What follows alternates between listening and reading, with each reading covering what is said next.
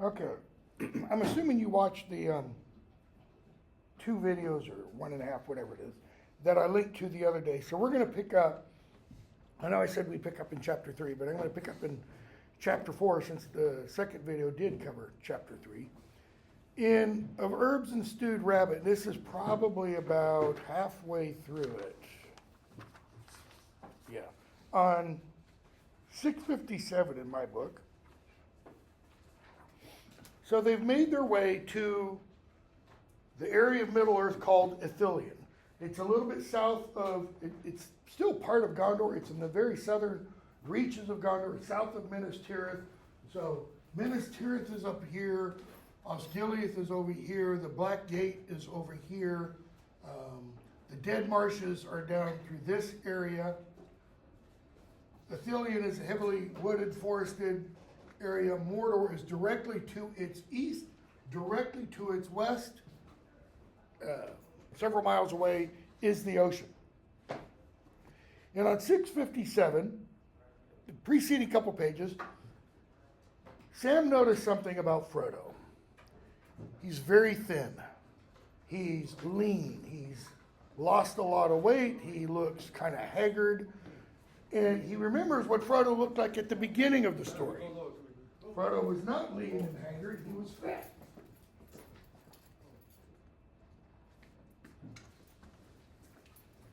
Or if not fat, well-rounded. Let's put it that way. Okay? He wants to give Frodo a good meal, a nice, healthy, heavy meal. We're going to find out in a few moments how many days has it been, if anybody knows off the top of your head, has it been since Frodo and Sam parted from the rest of the company? Or put it another way, how many days have they been off alone with Gollum? We're going to find out it's 11. Okay? What have they been surviving on? What have they been eating that whole time? Middle Earth version of protein bars. Okay, the Limbus, made by the elves in Lothlorien. All right? They do provide nutrition. They do provide, protein and what you need, but they're not filling. So Sam asked Gollum to go catch something that would be appropriate for hobbits to eat. Gollum catches a couple of rabbits. Then Sam asks, fill up these pots with water, go dig up some potatoes, etc. He's going to make a stew, nice, filling meal for Frodo. So he does. He cooks it. Gollum doesn't want any. Bottom is middle on 657. So they've eaten, and now Sam realizes cooking a meal automatically requires what? Fire. Fire produces. And he realizes the fires produce a little bit more smoke than he thought it did. And it's almost exactly at that moment that they realize, because Frodo's now awake, they hear voices. 657. Okay? If they were astonished at what they saw top of the page, their captors were even more astonished. 4 tall men stood there, 2 with spears in their hands with broad bright heads, 2 had bows, etc., all clad in green and brown. Why? So that they mix in with the woods. Okay? The men immediately make Frodo think of Boromir. And it's not because one of them has a family resemblance, probably does, but because they all look similar to Boromir in terms of their height, their stature, all that kind of stuff. All right? So one says, we have not found what we sought, but what have we found? Not orcs. Well, that's good to know. Another one says, releasing the hilt of his sword. That is, he'd gotten ready to pull us and stopped. Elves? No, not elves.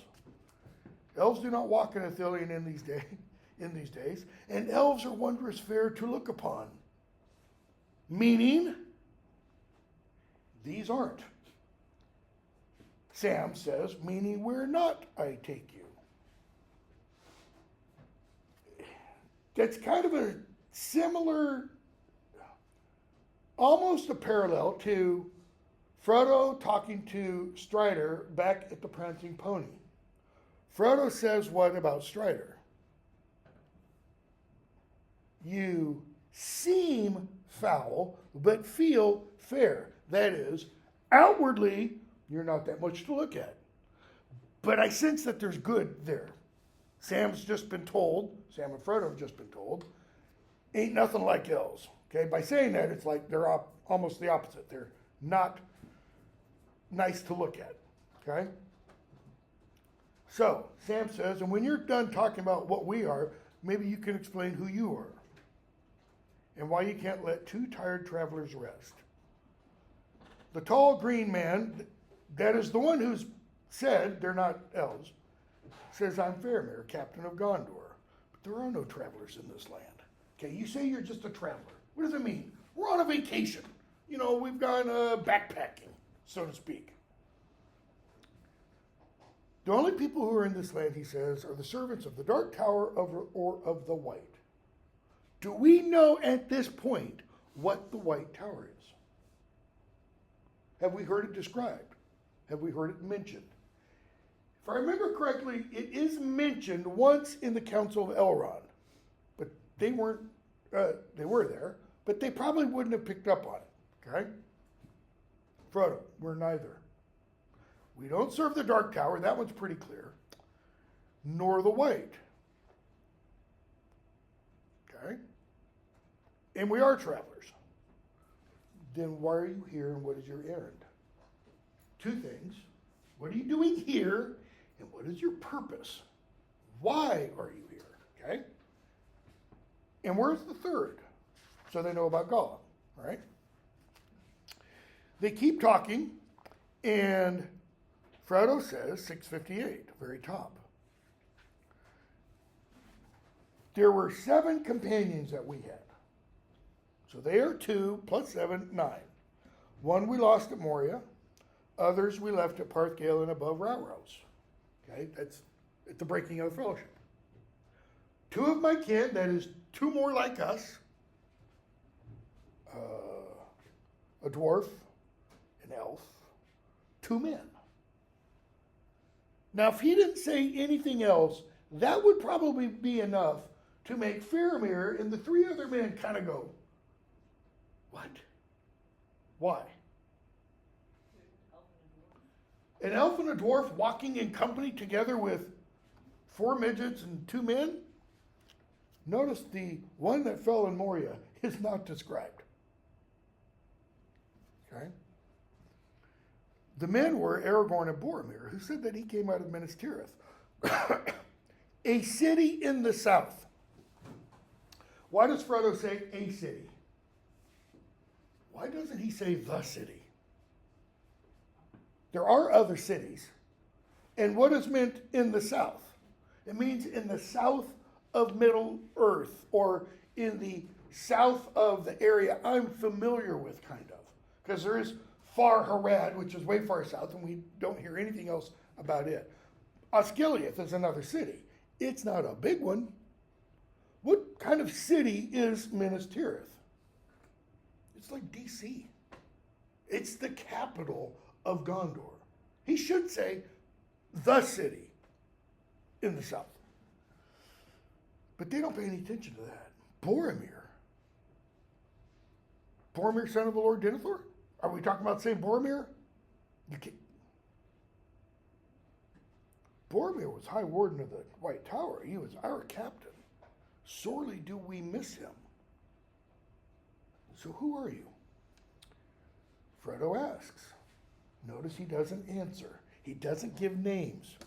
Are you familiar with the riddling words that Boromir took to Rivendell? And he quotes them. Faramir, yes, I do. I am familiar with them. Does Frodo know yet who Faramir is? And I don't mean who name. Faramir has already told him that. No. If he did know, if Boromir had given his younger brother's name in the Council of Elrond, what should Frodo already know? Well, of course he knows these lines. Because the dream came to him first and multiple times. It came once to Boromir, and on the basis of that one dream, Boromir said, I have to be the one to do this quest. Okay? That's why he says the words are known indeed. And you are the halflings. Okay? And it's a token that you've spoken truth. Okay? So, Frodo goes on. Aragorn is the bearer of the sword that was broken. And we're the halflings in the rhyme. Okay? The sword that was broken was mentioned in the rhyme. Halflings were mentioned in the rhyme. What does he not discuss? Seek Isildur's bane in Imlandris. Okay?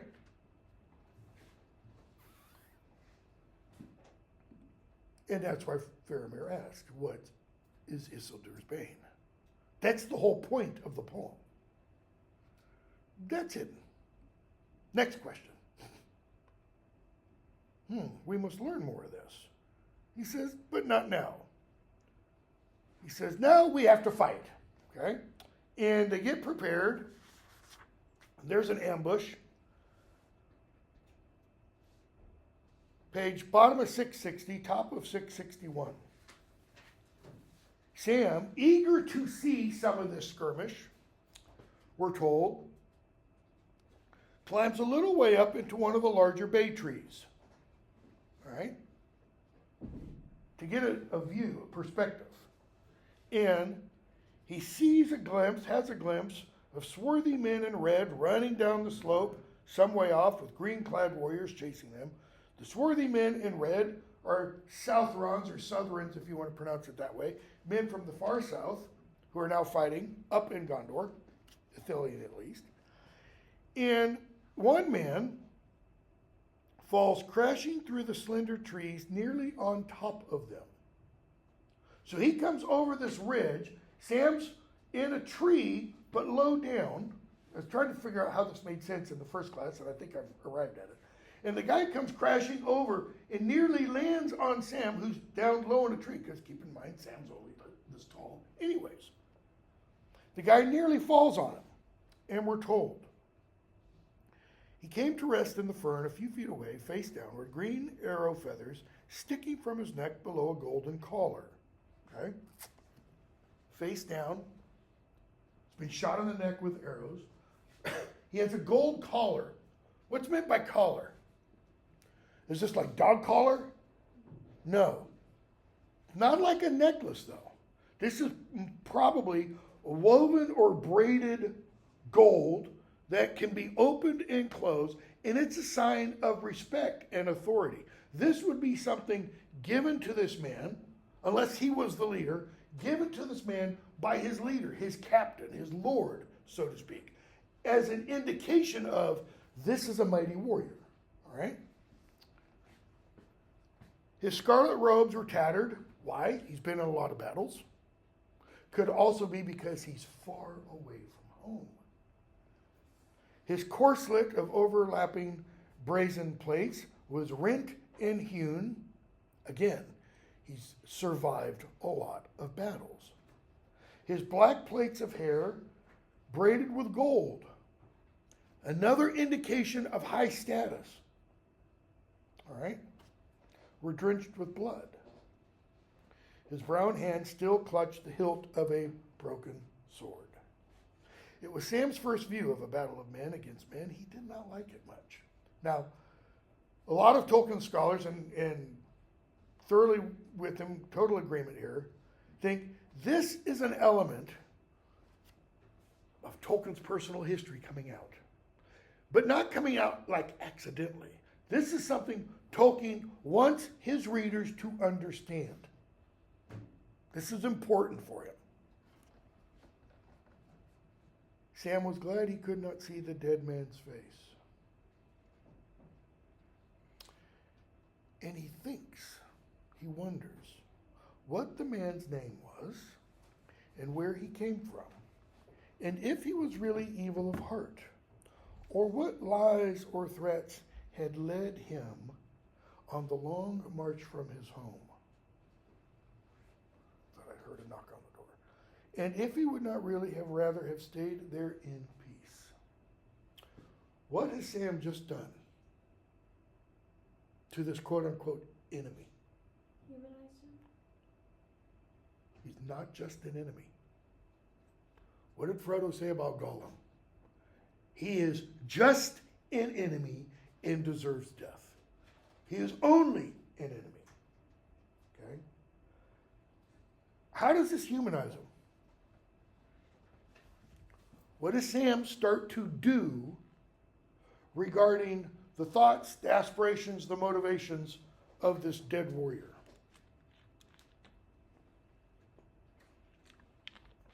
One of the reasons a lot of scholars, nearly all that I'm familiar with, about the Lord of the Rings, think this is Tolkien about World War I, is we have accounts of British, American, French forces yelling across the open wasteland to German forces and asking questions back and forth. There's the proverbial, I can't remember which year it is. I want to say it's the Christmas of 1915 or 1916, something like that, where you had British forces, German forces separated by maybe 40 yards. And there's a truce.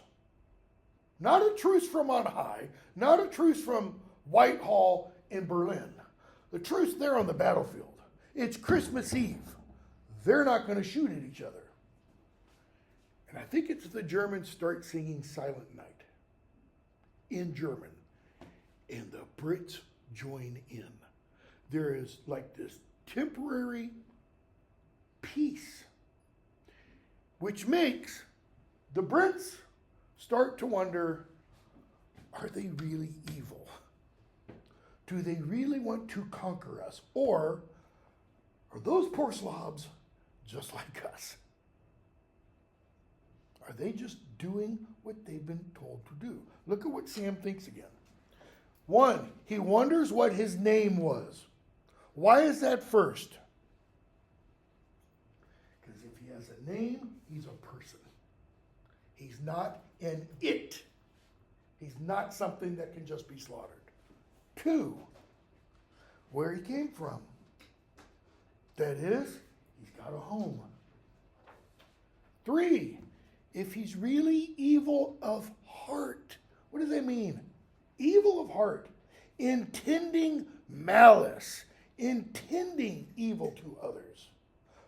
Following orders isn't necessarily intending evil to others. Okay? Last point.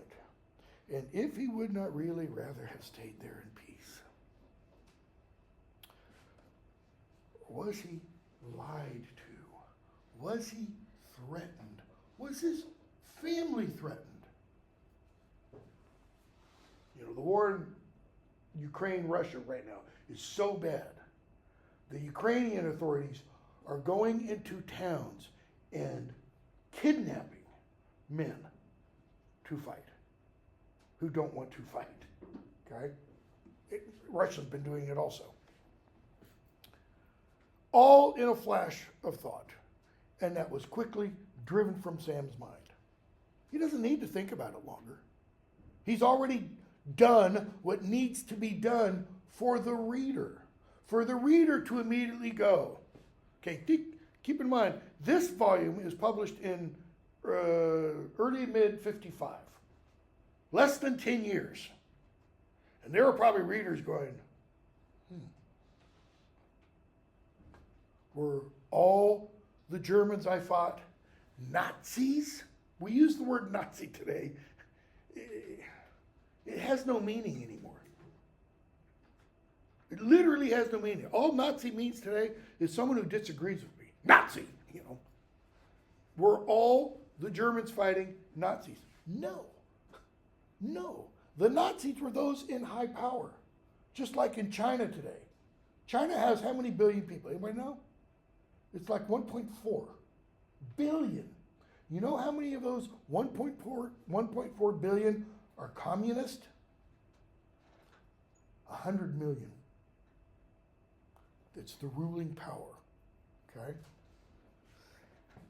Mablung steps forward and they yell, "May the Valar turn him aside." The Valar, those are the gods that I've referred to a few times. Why? Because just prior to this chapter opening, Sam is singing a song about olifants, elephants. In comes an elephant. Okay? Making a lot of noise. So, chapter 5. They win the skirmish, win the battle, etc. And Sam and Frodo talking with Faramir. Faramir has more questions. He wants more information. And it's clear, middle of that page, Faramir's not satisfied with the answers Frodo's giving him. Like, what part did he play in the company that set out from Rivendell? Why did he leave Boromir? Where is he now going? And Isildur's Bane, what is that? Okay. So Faramir says, it was the coming of the halfling that Isildur's Bane should awaken. Or, so one must read the words. And what does he mean by that? When the halfling shows up, whatever Isildur's Bane is, would wake up, would become known, etc. He's kind of talking, using the language of Germanic mythology. Okay? Here's what I mean. In Germanic mythology, the end of the world, what is called Ragnarok, occurs because one event happens. The god Balder is killed. It's it. According to the prophecy, when Balder is killed, Ragnarok will begin. Fenris Ulf, the great wolf, will be released. The sea, the ocean serpent, the encircling serpent that surrounds the world will get free, and it's going to set into action a series of events that will lead to the end of the world. That's kind of what he's suggesting. When the halfling appears, Isildur's Bane will arise, so to speak. So he says, if you're the halfling, how am I doing so far, Frodo? Am I close? Frodo doesn't answer. Okay? Because his ultimate question is, you brought this thing, Isildur's Bane, and Boromir saw it. Do you deny it? No answer. It's not a denial. I want to learn more of it. For what concerns Boromir concerns me. Frodo doesn't know why, other than he had said Boromir was our captain general. He was like our supreme allied commander. All right? Huh.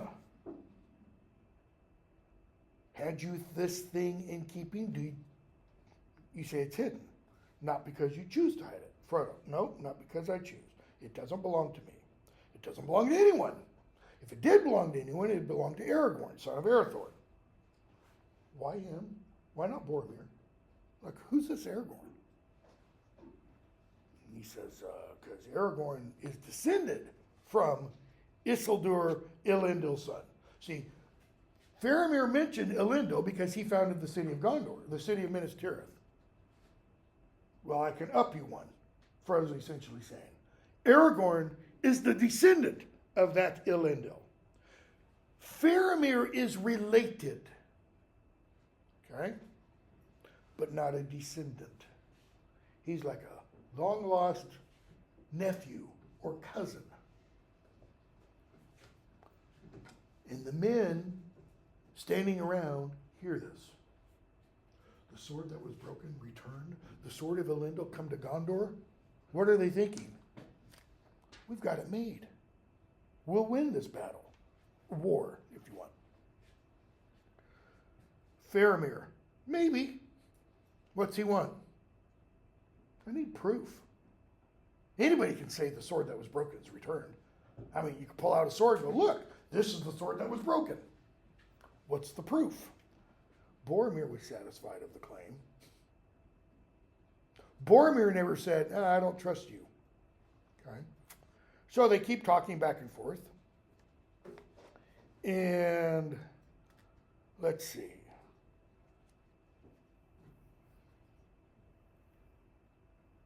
Frodo says, I came into this country on the errand given to me by the Council of Elrond, but I can't reveal it to anybody outside my company. So he says, those who claim to oppose the enemy would do well not to hinder it. So I'm on this secret mission, and if you really do oppose Sauron, if you oppose the Dark Tower, you shouldn't stop me. Notice how Faramir replies. He interprets what Frodo has said. So you bid me mind my own affairs and get me back home and let you be. Boromir will tell all when he comes. Were you a friend of Boromir? Frodo remembers. Give me the ring, Boromir was a valiant member of our company. Not a good response. Yes, I was his friend for my part. What's the for my part mean? I actually don't know. I think it means something like, a little. A little when? We were friends at the beginning, but not at the end. We were friends at the end, but not at the beginning. Faramir smiles grimly. Then you would grieve to learn that Boromir is dead, and the trap snaps shut. I would indeed. And then he struck. It hits him. Again, wits, he's getting there. Frodo now realizes Boromir is dead. What does that immediately lead him to think? Okay, describe Boromir and describe Merry and Pippin and Gimli and even Legolas. Aragorn can take care of himself. Big, strapping, muscle-rippling warrior. If Boromir is dead, the others must be dead too. Or are you trying to snare me with a falsehood? Are you trying to lie to me and trick me? Faramir says, I would not snare even an orc with a falsehood. Frodo, then how did he die? How do you know of it? Since you say that none of the company had reached the city when you left, he said, I hoped you could tell me. You were his companion. He was alive when I last left him. Okay? And Frodo ends that little part with, there are many perils in the world. Faramir, you're right. Many indeed. Treachery not the least. Did you betray him? Okay. Sam's had enough. He jumps up between Frodo and Faramir. Says he's got no right to talk to you like that. After all you've gone through, as much for his good and all these great men as for anyone else. What does he mean, as much for his good and all these great men as anyone else? What's Frodo doing? Brass tacks. I mean, put all the cards on the table. What is Frodo attempting to do? Save the world. Okay? I mean, that's no small feat. So, Sam plants his feet, stands in front of, Faramir like this, but he's this tall. Just push him over. It says, what are you driving at? If you think my master murdered this Boromir, they ran away, you've got no sense, but say it and have done. Okay? Faramir, patience. Our language, what would patience be? STFU. Do not speak before your master, whose wit is greater than yours. So, he says, I'm commanded to slay all who I find out here. You should be happy I haven't ended you so far. You want to know how I know Boromir's dead? Tidings of death have many wings. And then he tells them, Boromir was my brother. Now how should those wheels in Frodo's mind be moving at this point? They start spinning quickly. So if Boromir was his brother, then this is the brother that got the dream multiple times. This is the brother that should have gone to Rivendell. But Boromir, because of his pride, didn't let him. Do you remember anything special about Boromir? And Frodo's like, horn. Yep. And he says, and that's another sign. that you speak in truth about having known Boromir. Okay? So he says, 5 days ago, before I set out on this adventure, that is, before I came to Ithilien, 11 days ago, at about this hour of the day, so that's 6 days before he departed for Ithilien, I heard the blowing of that horn. Where was he when he heard the blowing of the horn? He was in Minas Tirith. Where's Boromir? Not in Minas Tirith. He was back at Parth Galen. Okay? Question. How could he hear the blowing of the horn and Frodo and Sam didn't? How much time had passed between Frodo and Sam getting in their little boat and going down the river just a bit before it hit the falls and getting off on the other side's bank and making their way across the Immin Mule and down the cliff and everything? How much time passed between that and Boromir going off after Merry and Pippin and with his dying breaths, blowing his horn? To me, there's a problem there. Frodo and Sam should have heard the horn. Or does Faramir hear it because he's his brother? And because the horn is designed to rouse whom? The forces of Minas Tirith, the forces of Gondor. So, he says, I heard it as if it were an echo in the mind. So maybe he didn't really hear it, but maybe he heard it like he had a vision, like the vision of the rhyme. A boding of ill, we thought it, my father and I, because they hadn't heard anything about Boromir. So he says, I sat at the waters of Anduin, and what happens? This boat comes. Okay? Glimmering gray, small boat, strange fashion, high prow. There's a light around it, etc. And it's Boromir. Broken sword on his knee, broken horn on his lap, weapons of enemies surrounding him. Frodo. That was indeed Boromir as I knew him, for the golden belt was given to him in Lothlorien. She it was that clothed you as you see us, clothed him as you see us. Okay? And then Frodo says, page 667, second paragraph. No more can I say than I would have said, or than I have said. When Faramir asks, can you not tell me more? Though your tale fills me with foreboding, a vision it was that you saw, I think, and no more, some shadow of evil fortune that has been or will be, unless indeed it is some lying trick of the enemy. I have seen the faces of fair warriors, old, laden, deep, etc., etc. Okay?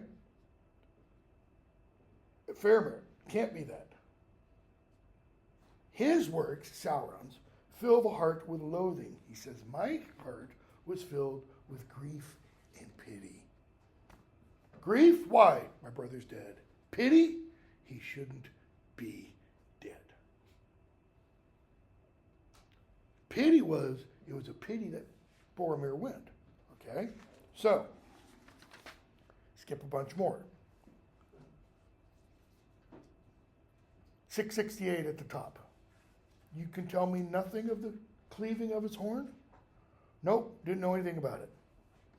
He says, but according to your time counting, when you heard it 11 days ago, that's when I left the company. That's when Sam and I left the others. And if Boromir was then in peril and was slain, I must fear that all my companions perished too, and they were my kindred and my friends. So what does Frodo think?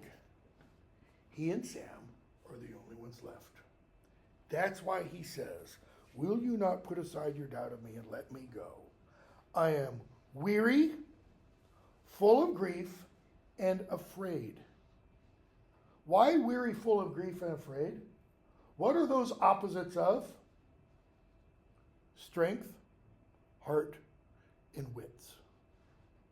Remember, Gandalf tells him in the shadow of the past, Frodo, you must use such strength, heart, and wits as you have.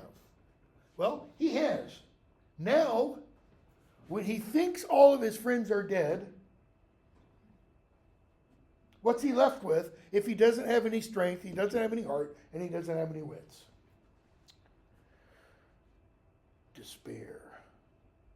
I have a deed to do or to attempt before I too am slain. In the more need of haste, if we two halflings are all that remain of our fellowship. And despair is why he says, go back, Faramir, valiant captain of Gondor, defend your city while you may, and let me go where my doom takes me. Why does he say defend your city while you may?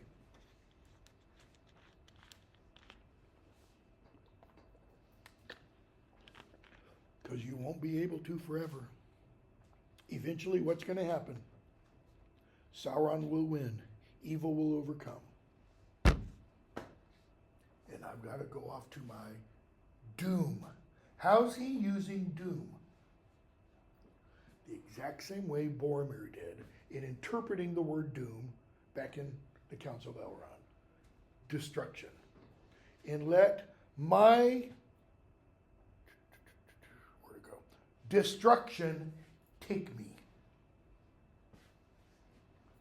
Does Frodo think he's going to achieve the quest? No. Faramir.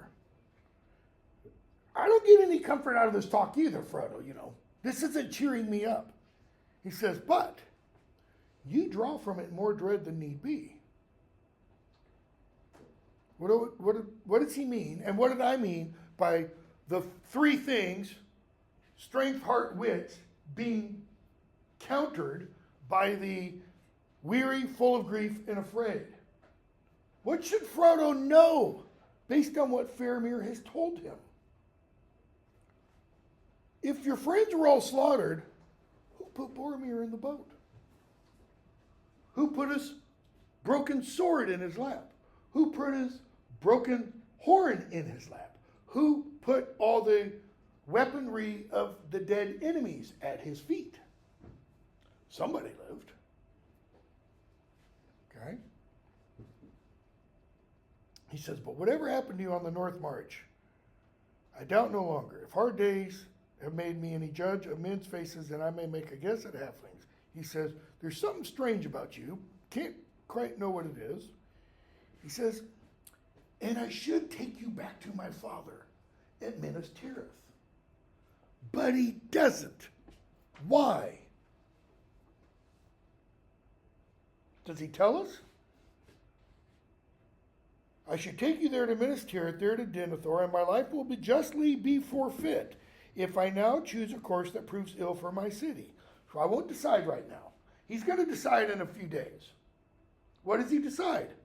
I'm going to let you go off with Gollum, this creature I cannot trust, this creature who, while not on the surface completely evil, there's a hidden darkness. So why doesn't he take him back to Minas Tirith? Are we ever told, necessarily from Faramir's perspective? Not overtly, but we are told two things. One, Denethor loved his eldest son too much. And two, Boromir was like his father. So what does that mean? What did Boromir try to do? Take the ring. If he takes Frodo back to Denethor, the implication is Denethor will try to take the ring. If you've seen the films, or the film Two Towers, Faramir starts on a journey to take Frodo to Minas Tirith to be interrogated by his father. He doesn't go all the way. That is, he stops after the Battle of Osgiliath. Okay? But by even doing that, Peter Jackson makes the character of Faramir into something completely that it is not. Because he is, as he says, a good reader of character. Okay? So, they keep talking. And he says, you guys are going to come with me and my guards. You can't go along the road southwards. if that was your purpose. It's going to be unsafe for days. Southrons are going to be trying to move up and such. So they start walking. They're going to make their way to this cave, tunnel if you want, where they have a camp, they eat, they sleep, etc. It's called The Window on the West. And on page 669, Faramir, Frodo, and Sam talk in hushed voices, a little bit separate from all the other men. And Faramir says, I broke off our speech together, not only because time pressed, that is, we had to get a move on, but we were talking about things that the others shouldn't hear. Isildur's bane. You were not wholly frank with me, Frodo. You didn't tell me the whole truth. I told no lies. I told you what I could. And I don't blame you. I understand. He says you spoke with skill in a hard place, wisely. In other words, you'd make a good diplomat, Frodo. You were not friendly with Boromir. At least you didn't part in friendship. How did he get that? Yeah, I was his friend, for my part. You and Master Samwise, too, I guess, have some grievance. I loved him dearly. I mean, he was my brother. I would avenge his death. Yet I knew him well. Those 4 words, 5 words, whatever, mean what? Boromir was mighty, he was powerful, he was a great warrior, but what else? He could be a jerk. He was eager for glory. He's going to say in a moment, if he knew what this thing was, Isildur's bane, and he thought it could bring victory to Minas Tirith and glory to him, he would have wanted it at all costs. Okay? So he keeps going. Isildur's bane. It was a point of contention in your company, wasn't it? Point of contention means, here's the company. He's suggesting everybody in the company kind of wanted it. Frodo, you're close. Mountain of Gold, meaning, no, not everybody. Just Boromir wanted it.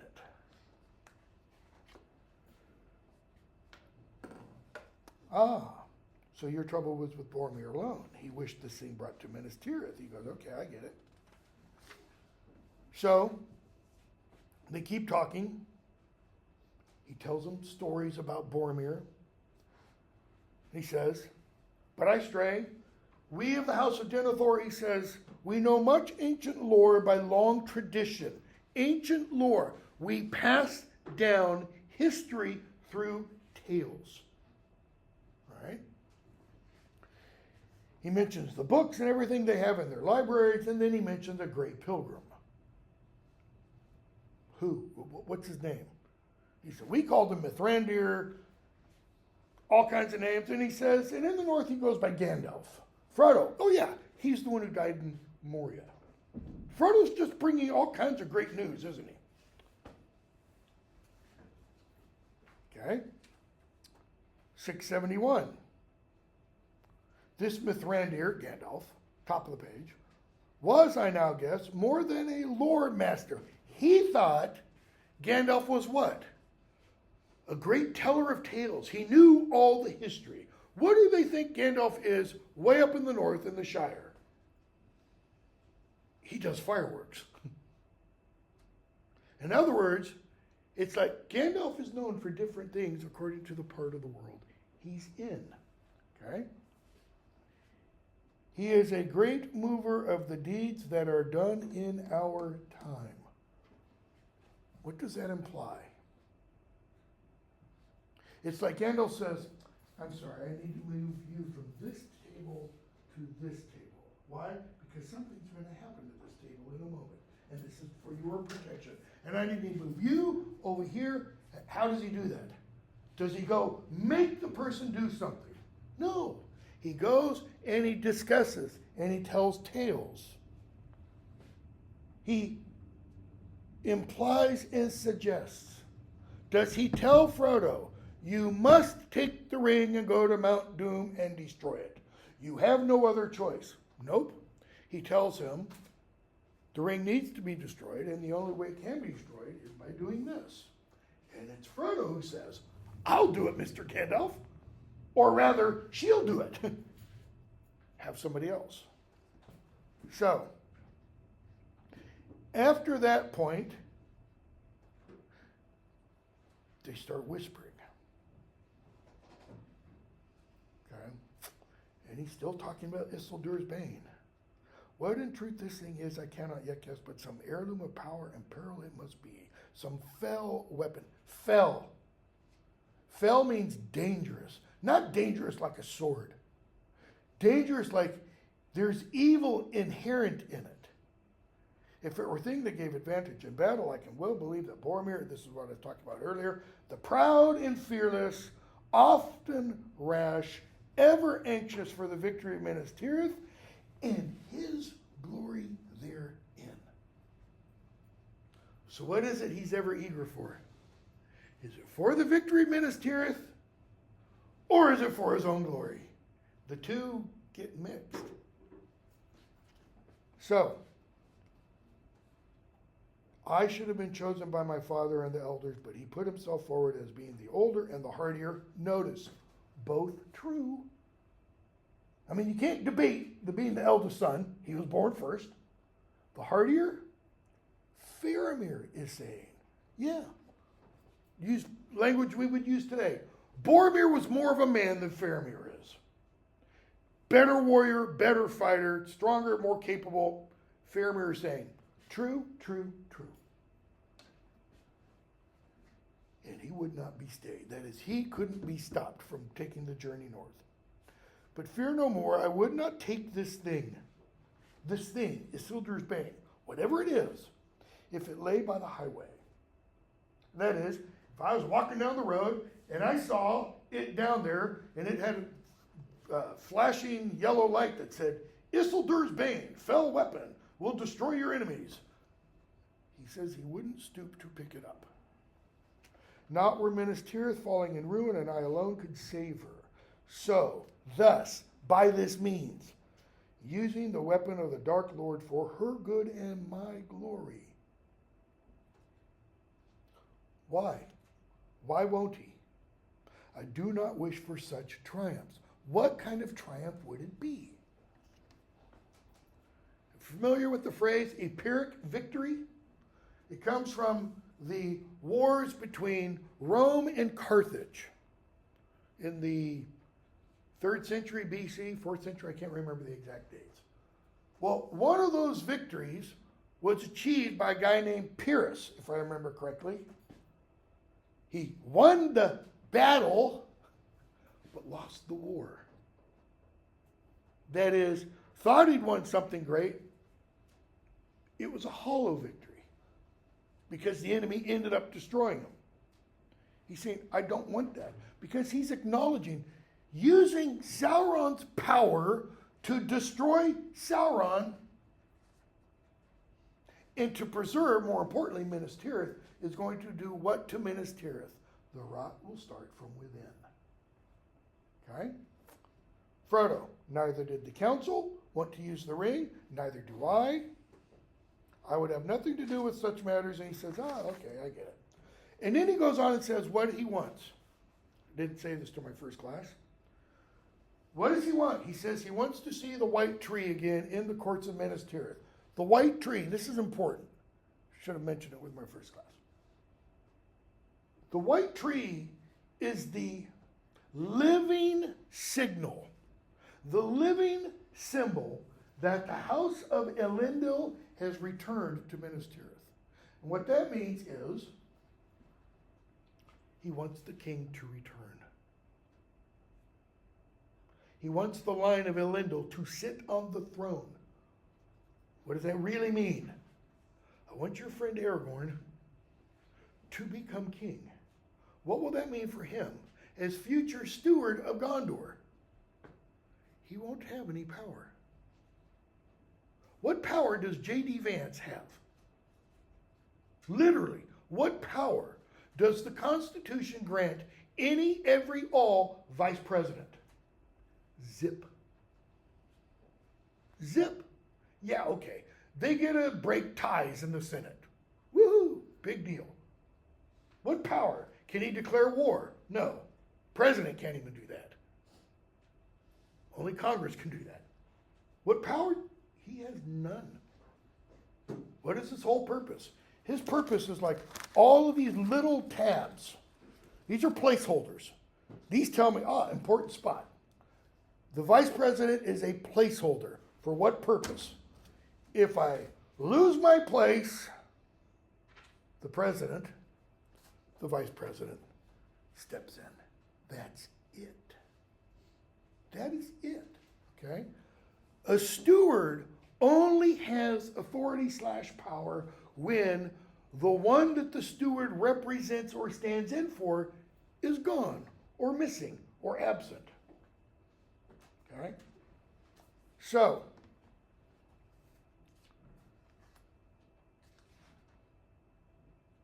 they go on. They make their way to the window on the west. They get settled in. It's time to eat.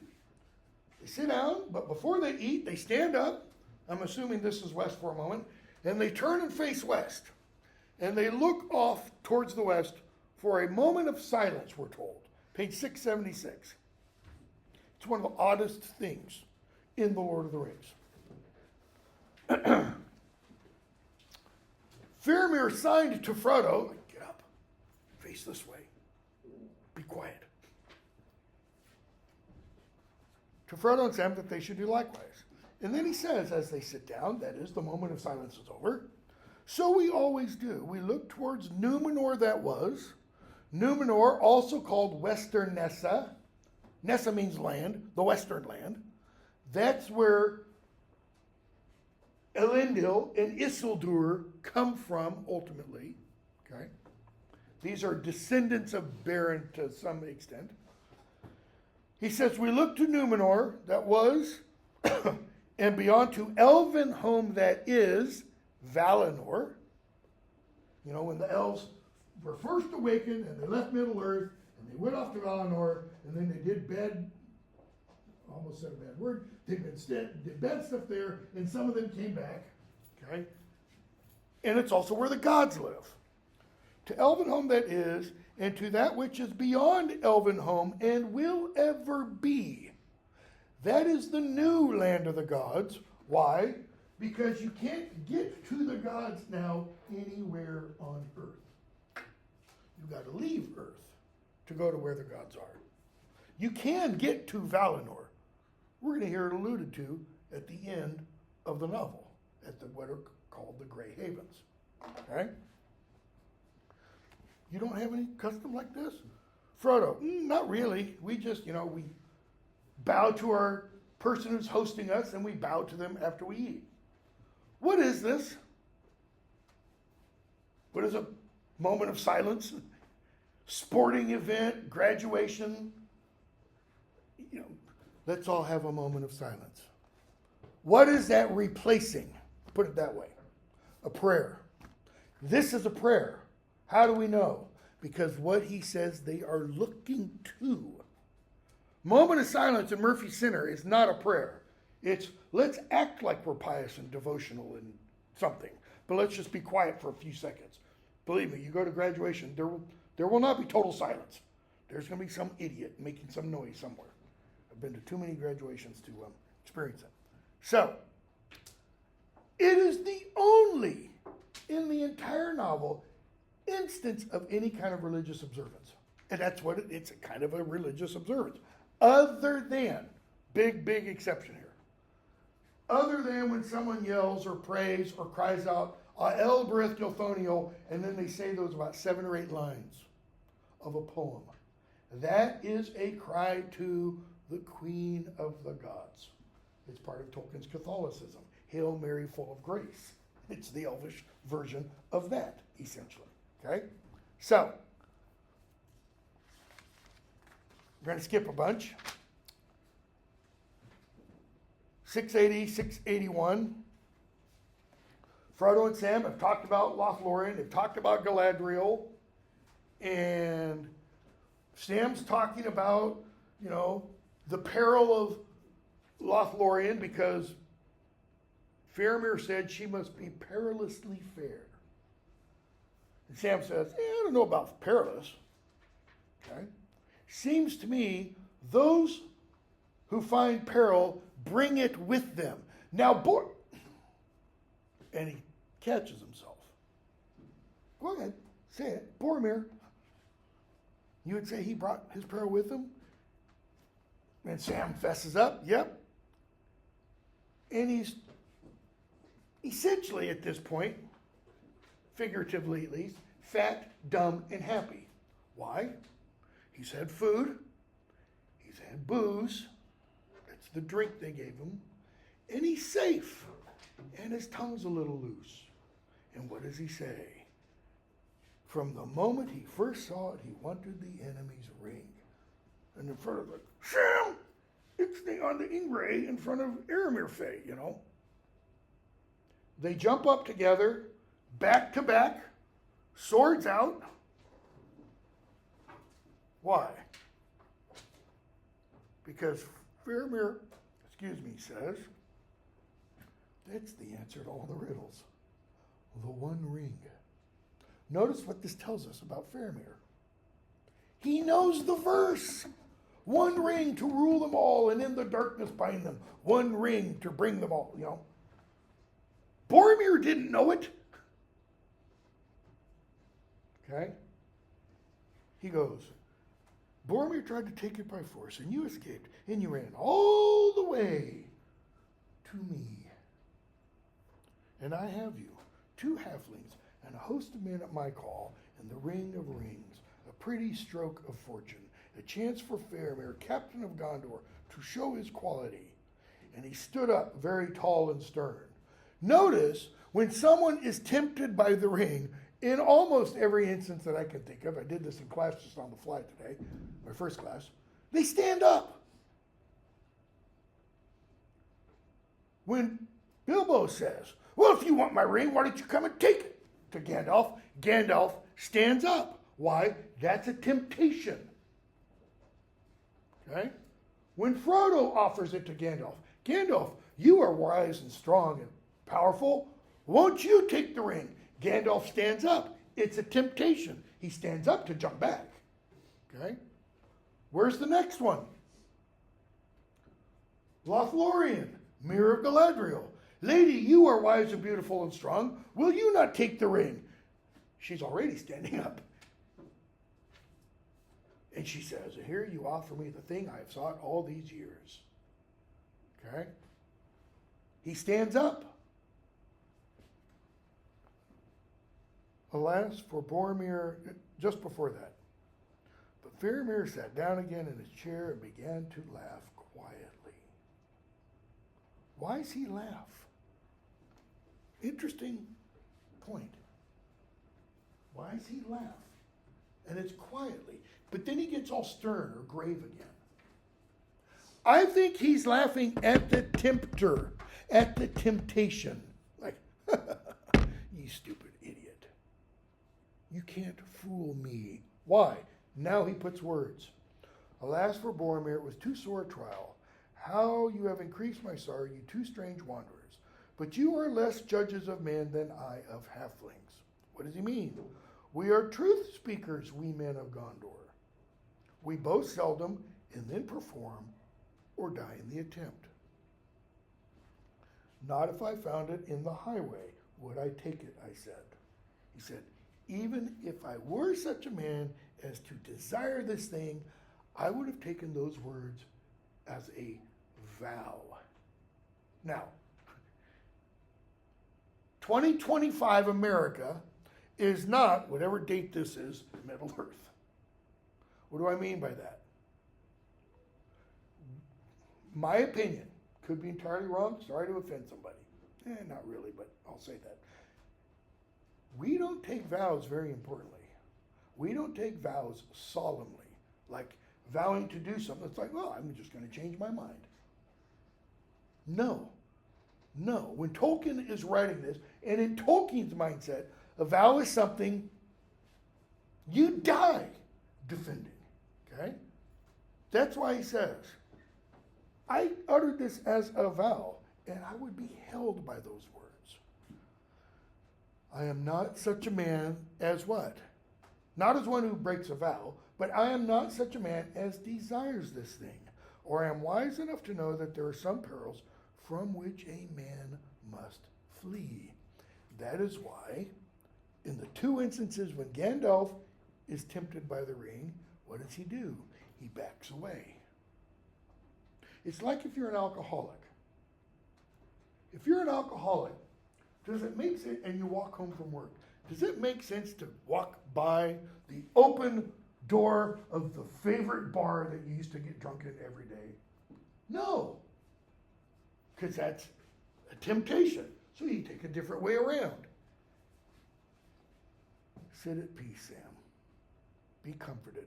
If you seem to have stumbled, think that it was fated to be so. Okay? He says, it was safe to declare this to me. This is why he doesn't take Frodo to Denethor. And by Peter Jackson showing him, having him start on that journey, totally destroys the character. And one of the reasons I think he does that, I think Jackson does that, is because he doesn't want there to be a all good character. I don't mean perfect. I don't mean pure. I mean someone who makes a vow, stakes a claim, and is willing to die defending that, as Faramir is. Okay? And we're going to see that again in the next book, in the next volume. All right? He's going to be willing to die for what he believes in, so to speak. Chapter 6, the Forbidden Pool. Okay, they capture Gollum, and Faramir tests / interrogates Gollum, asks him questions, looks into his eyes, and sees, there's something hidden there. Not exactly sure what, but it's not good, not trustworthy. He advises Frodo and Sam, I wouldn't follow him anywhere. What's Frodo's response? Because they find out, where is Gollum going to lead them? This passage called Cirith Ungol. He says, do you know what that is? Frodo says, no. And he mentions, very dark way, nobody goes that way, it's got bad juju all around it, so to speak. Don't go that way. Frodo's like, well, okay. How do I get to Mordor then?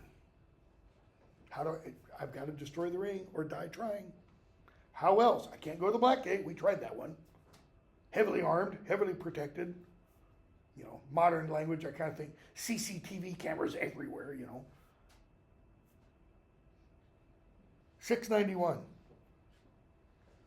When he says that the pass is called Cirith Ungol, Gollum hisses. Yes, that's its name. We heard it, Master. Master says he must get in. There is no other way. How do you know there's no other way?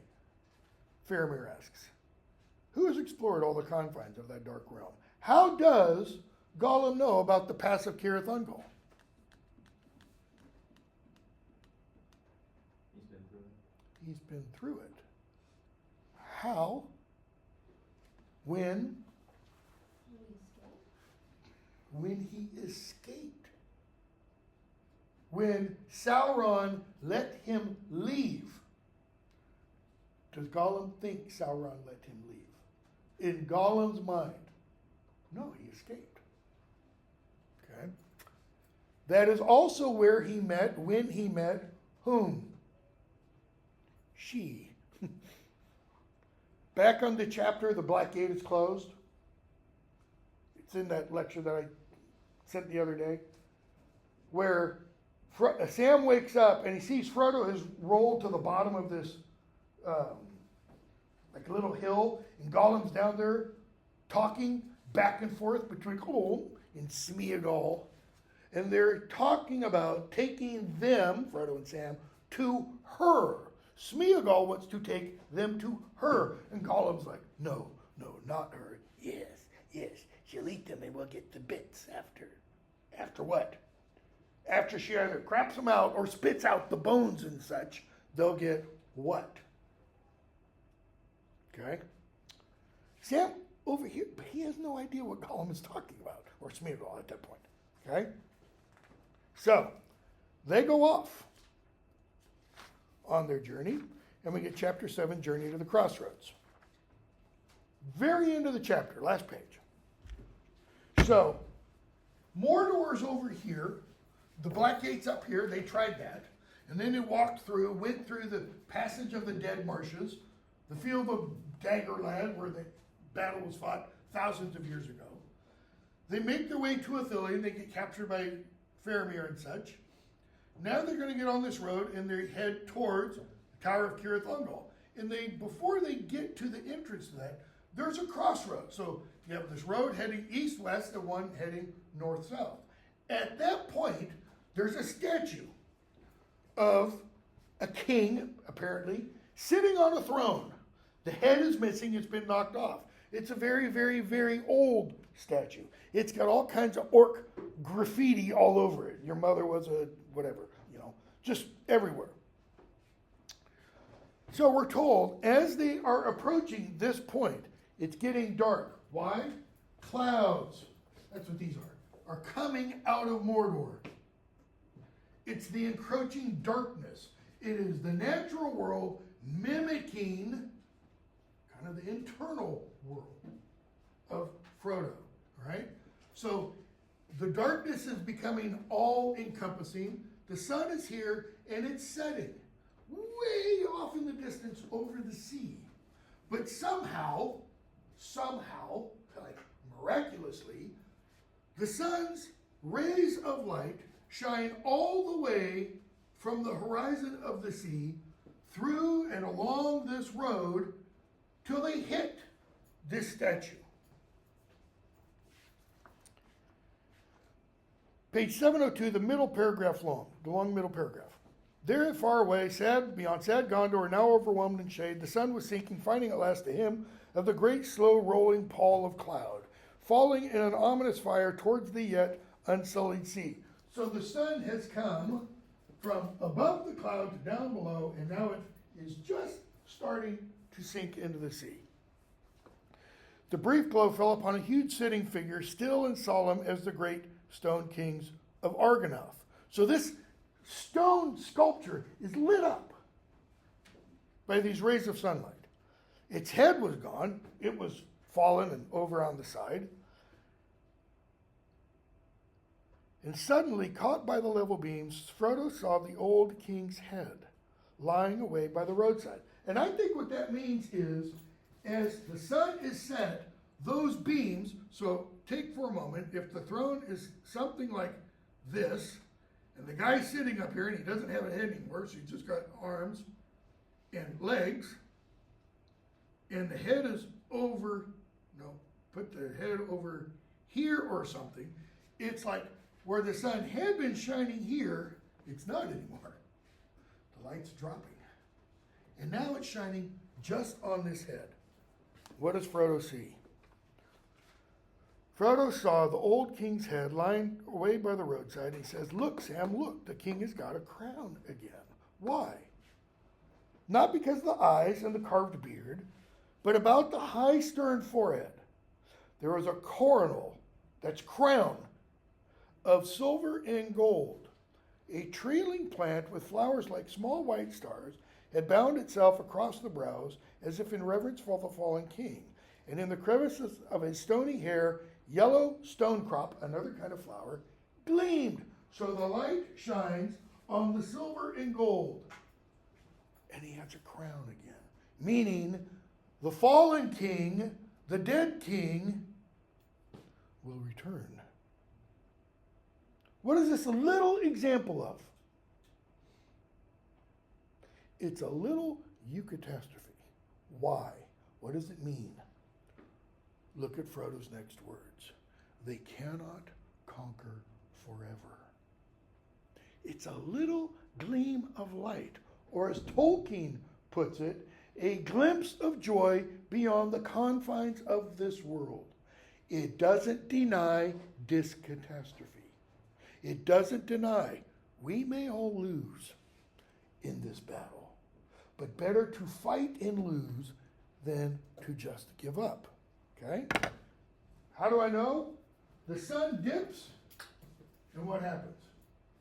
It's twilight, right? Or it's light enough to see for the next 30 to 60 minutes? No. The sun dips below the horizon, the clouds close in the world, and it's pitch black. That's the disc catastrophe.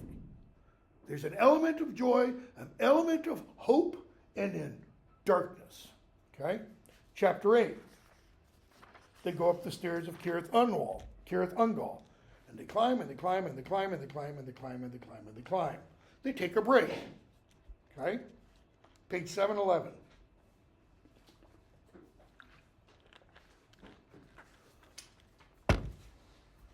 Sam's thirsty. Like, I wonder if we'll ever find water again. They've heard water, but they don't want to drink the water in this place. It smells foul and rotten, etc. So, Frodo says, middle of 7-Eleven, I don't like anything here at all. Step or stone, breath or bone, earth, air, and water all seem accursed. But so our path is laid. Earlier, Passage of the Dead Marshes, he asks Gollum, how do we shape our path? Why? There's not a path literally that goes through the marshes. Gollum has to lead them. Like, step over here so you don't step in the muck and get sucked down. This, Frodo is saying, is how our path is laid. What does he mean? How is that different from the dead marshes? It's like, this is fate. I have to go this way. Sam, yes, that's so.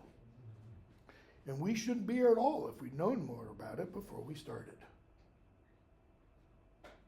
Mr. Frodo, if we knew back at Bag End, back before Midsummer's Day last year, that we would be here, we wouldn't have come. What's Sam saying? Monty Python, run away, run away, run away. I'm a coward. No. But I suppose it's often that way. What is the it's? The brave things in the old tales and songs. That's the it's. Adventures, as I used to call them. I used to think they were things the wonderful folk of the stories went out and looked for. Because they wanted them.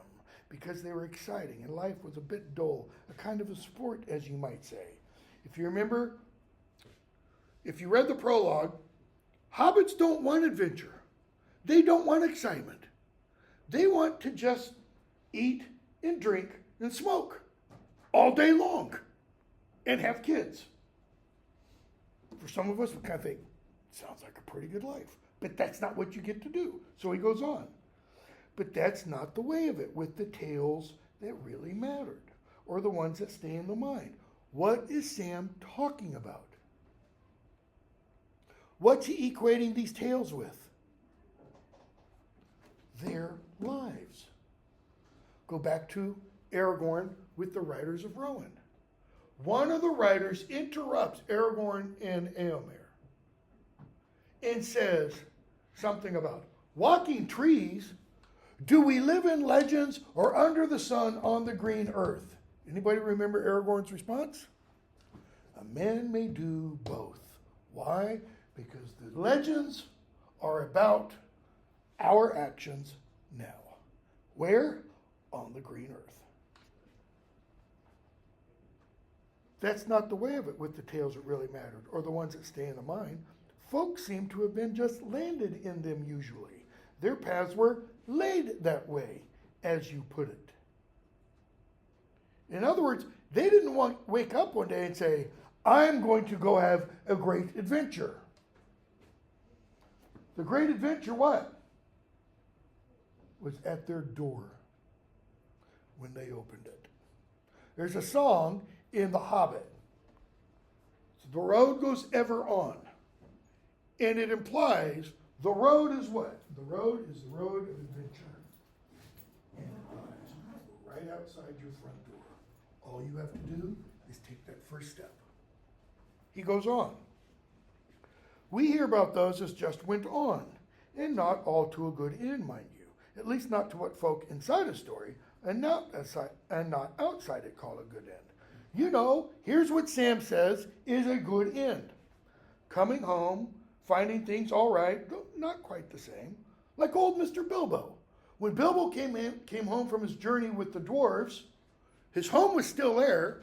Of course, the Sackville Bagginses were rifling through it and stealing stuff. Things weren't quite the same, but mostly the same. But those aren't always the best tales to hear, though they may be the best tales to get landed into. What's his point? What kind of story, what kind of ending do you want your story to have?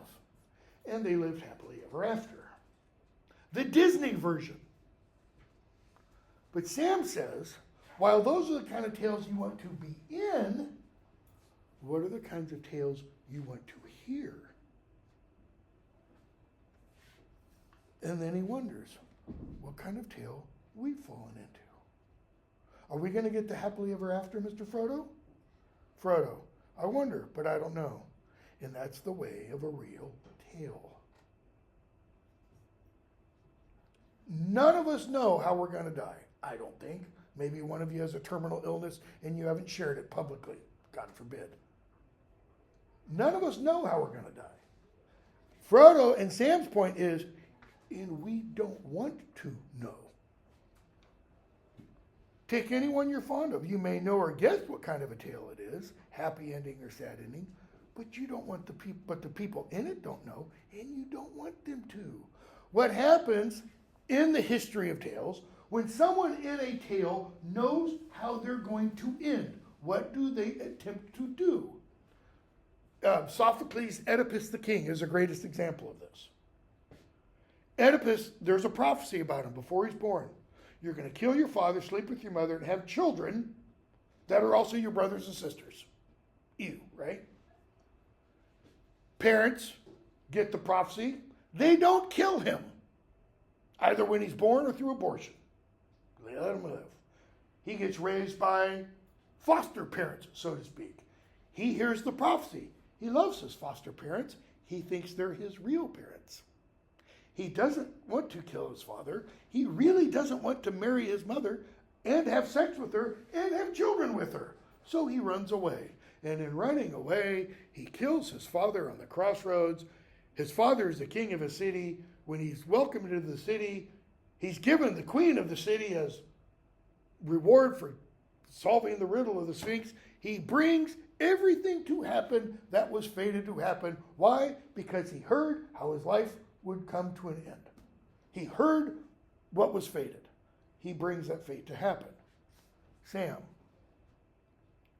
No, sir, of course not. Of course we don't want the people in the story to hear what's going to happen to them at the end. And what does he do? Sam thinks of one of the oldest, greatest stories in Middle-earth, the tale of Beren and Luthien. He never thought he was going to get that Silmaril from the Iron Crown and Thangor-Dorim, and yet he did. That was a lot worse place than we're in. But that's a long tale. That goes on past the happiness and into grief and beyond it. Little bit about the Silmarillion. Beren gets that Silmaril in his hand, which he has to take back to Luthien's father to give to him so he can marry Luthien. But that hand gets bitten off by a wolf. Okay? That leads ultimately to Beren's death. When he brings the hand to her father, they bring the wolf's body, if I remember it correctly, cut it open, pull the hand out, and hand the hand with the Silmaril to her father. He's like, okay, you can marry her now. Beren dies. But he's brought back to life so that he can live with Luthien. And Luthien, remember I said she was half elf, half goddess? She gives up her supernatural, immortal life to become human. And so she's going to live out her life with Beren and then die. And when she dies, she will not go to the halls of her fathers. She will never see her father and mother again. Again, meaning afterlife. Why? She's chosen the human death. There's a parallel in here. That's why he says, and that tale goes on past the happiness and into grief and beyond it. And the Silmaril went on and came to Eärendil. We've heard that name before. The Silmaril came to Eärendil. Eärendil he's called the Mariner. He's the one who in the first or second age, I can't remember which, of men, sailed across that sea to go to Valinor to beg the help of the gods in the fight against Morgoth and Sauron. All right? They finally decide to help. Eärendil is made into a star. And the light of the star is the light of the Silmaril that he holds and wears on his brow. It's that light that what? Shined into Galadriel's mirror, the bird bath, so to speak, thing.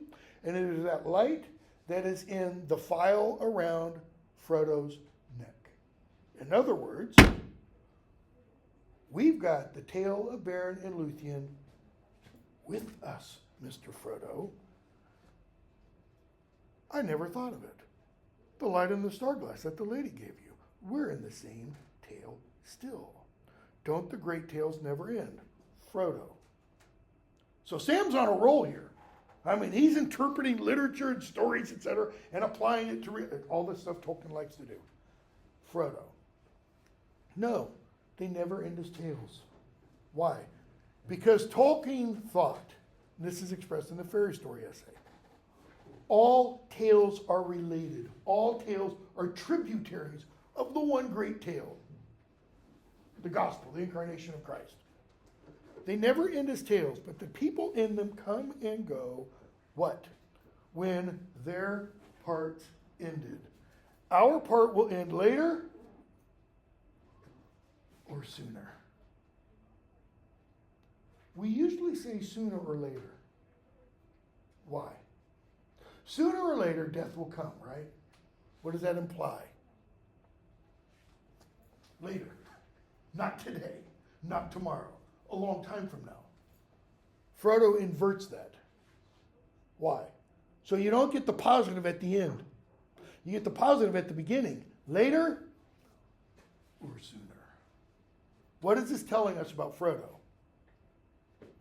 Clock's ticking. Death's coming. He's not full of despair yet, but he's getting there. And it's at that point almost when they realize Gollum is gone and start calling for him. And then Sam suggests they take a nap. Frodo takes a nap. Sam leans against the floor, against the wall, sitting down. Frodo puts his head on Sam's lap. Okay? Sam places his hands, one on Frodo's forehead, one on Frodo's chest. Why? This is his trigger alarm. Frodo moves, Sam wakes up. Okay? We'll pick up on Thursday with Gollum coming back and seeing them. Okay? We'll get well into Return of the King on Thursday. I will put up a quiz, assuming we have class. Check your mail. If we get more snow than is forecast, we may not. I'll put up a quiz over second half of Two Towers. I think I've got one up over the first half, or had one up. I'll put one up over the second half. It won't be due till Thursday or Friday night. All right, have a good day.